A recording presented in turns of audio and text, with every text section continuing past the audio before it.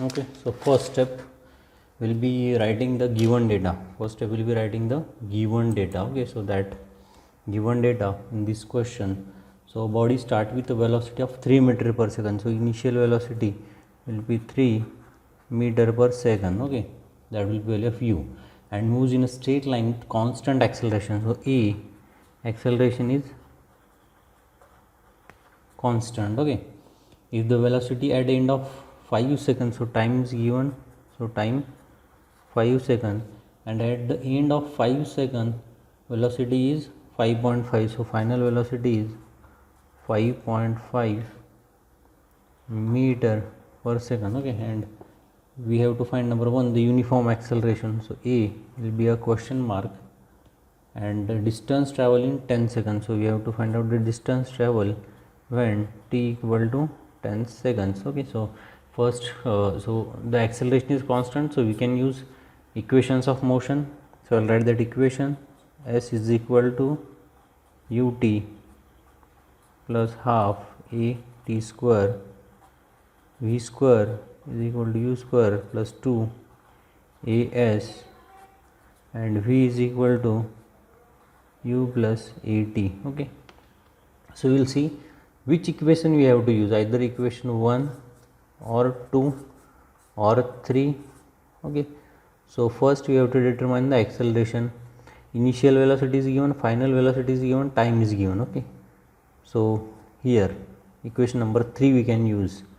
So putting the values, so 5.5 is equal to 3 plus a into 5. Okay, a is 5 seconds, sorry, time is 5 seconds. So solving this, we'll get value of a. So a will be 5.5 minus 3 divided by 5.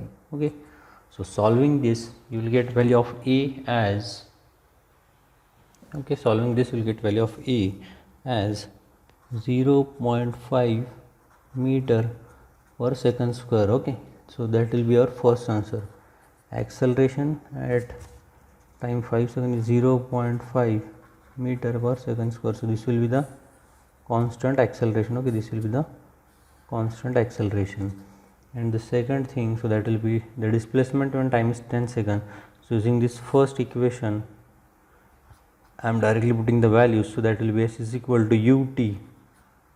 Now here value of t will be 10 plus half of a, so that will be 0.5 into t square, so that will be 10 square. So solving this, you will get answer as 55 meter. Okay, 55 meter, that will be the final answer. So okay, that, so we can solve it like this. We can draw a diagram of it.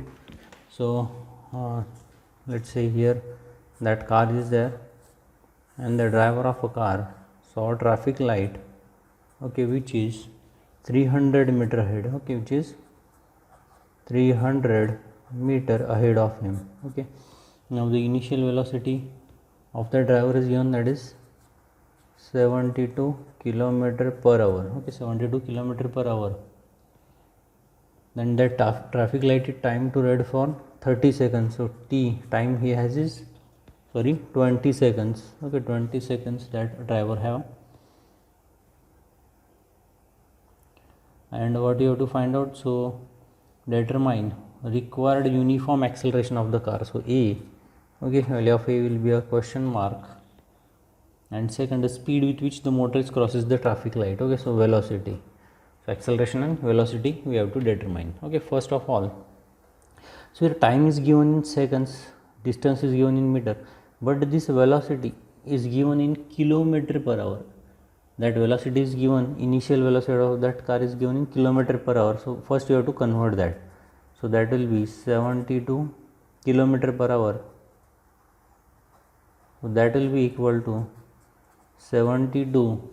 We can do like that, into 1000 for this kilometer, and divided by 60 minutes into 60 seconds. Okay, or we can simply multiply it by 5 by 18. So that will be a conversion factor. Remember this conversion factor. So we will get value as 20 meter per second. So initial velocity 20 meter per second, then t is 20 seconds and s is 300 meter.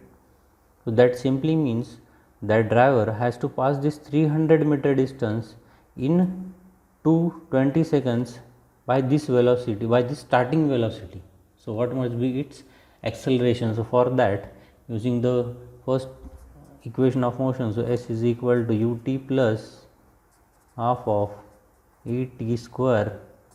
So putting the values, so 300 is equal to 20 into 20 plus half of a into 20 square. Okay, so solving this, we'll get value of acceleration as a minus 0.5 meter per second square. That simply means that driver has to deaccelerate. This value of acceleration comes as negative, so that means the driver has to be deaccelerates its vehicle. Okay, then second we have to determine the velocity at which the driver crosses the signal. So for that, using equation v is equal to u plus a into t. So final velocity of the driver will be equal to initial velocity plus acceleration. So here minus 0.5 into again time, that will be 20 seconds. So solving this, we will get the final velocity of driver will be 10 meter per second. So velocity will be get half, or in question it is given kilometer per hour. So again we can convert it in kilometer per hour. Simply multiplied by 18 by 5. Okay, multiplied by 18 by 5, and that will be 36 kilometer per hour. Okay, 36 kilometer per hour. That is the final answers. Okay.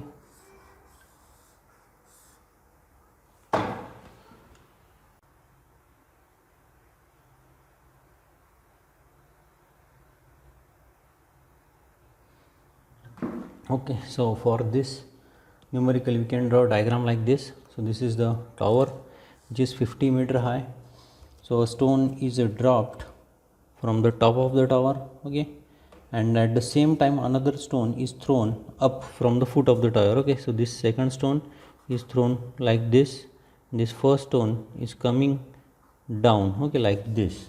Okay, then the velocity for the second stone is given as 25 meter per second. Okay, 25, and that will be the initial velocity. So u 25 meter per second. Okay, then for the first stone, this initial velocity will be equal to 0. Initial velocity will be equal to 0, and acceleration will be positive g. Acceleration will be positive g. And for the second stone, initial velocity is 25 meter per second, but acceleration will be negative g, minus g, because it is going upward. Okay, it is going upward. So the simple equation we can write like, so this s1 is distance traveled by stone 1, s2 is distance traveled by stones 2. So let's say this is the point where the two stones meet. So s1 plus s2, that will be nothing but the total height. So we can write equation as s1 distance traveled by stone 1 plus distance traveled by stone 2 is equal to 50 meters. Okay, is equal to 50 meters. Okay, so we can name this as equation number 1. Then using the equation for linear motion, s is equal to ut plus half of et square. Now here a will be equal to g, a will be equal to g into t square. Again this g we can take positive for this first stone and negative for the second stone. Okay, so that using this equation for the first stone, okay, for first stone, so that will be, so for first stone, initial velocity u1 is equal to 0, acceleration is equal to g. So putting the value here, so s is equal to, so that will be half of g into t square. So equation number 1. T will be time travel for stone 1 to reach this point. So they will meet each other. Okay, for distance s1. Okay, then for second stone,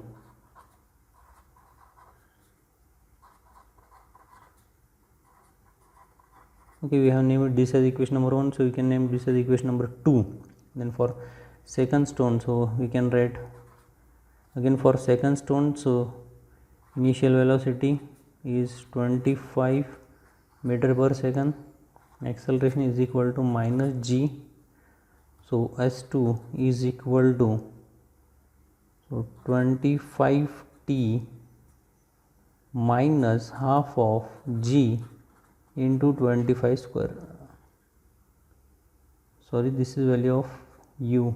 Here t should be there. Okay, so that s2 is equal to 25t minus half of g into t square. So we can, this is equation number 3. Okay, equation number 3. Then putting the value of s1 and s2 from equation 2 and 3 in equation number 1. So equation will become half of g into t square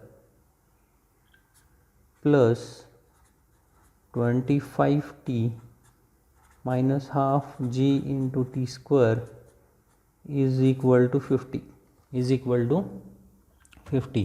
Now simply here this half gt square minus half gt square will get cancel, and we get value of t as 2 seconds. Value of t as 2 seconds, and putting this value of t in equation number 1, we get value of s1 is equal to 19.6 meter. 19.6. In question it is asked at what distance from the top and after how much time the two stones crosses each other. So after 2 seconds the stone will cross each other, and the first stone will travel a distance of 19.6 centimeters. So they will meet at 19.6 meters, 19.6 meter from the top. Okay, so this will be the final answer. Okay.